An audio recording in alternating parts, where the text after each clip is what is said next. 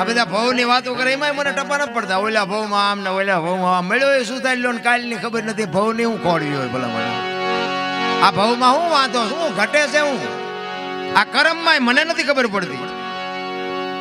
અત્યારે તમે જો આ ભક્તિ કરે એવડાય દુખી છે, મલકના બૂસ મારે એવડાય સુખી છે. લો આ હારા કર્મ કહેવાય. આ કોકના ખિસ્સા કાતરી લે ગમે એનું પડાવી લે તો એવડાય હિલોળા નથી કરતા.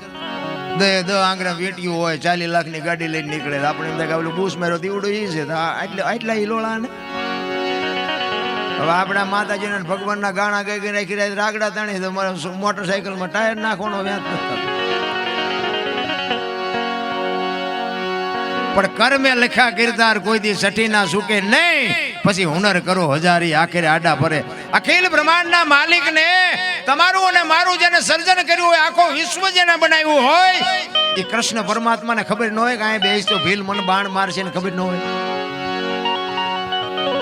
કરમ જો બાપુ એને ન છોડતું હોય તો બૂસ મારવા વાળાને શું, પણ તમને મને કોઈને નહીં છોડે. કરમ કોઈ દી છોડે નહીં. પછી ભલે હોય ભગવાન પરાસીના પીપળે ભીલે લઈ લીધા પ્રાણ. તમે વિચાર તો કરો, એક ભીલ બાપુ અખિલ બ્રહ્માંડના માલિકને વિંધી નાખતો હોય તો કર્મની ગતિ શું છે?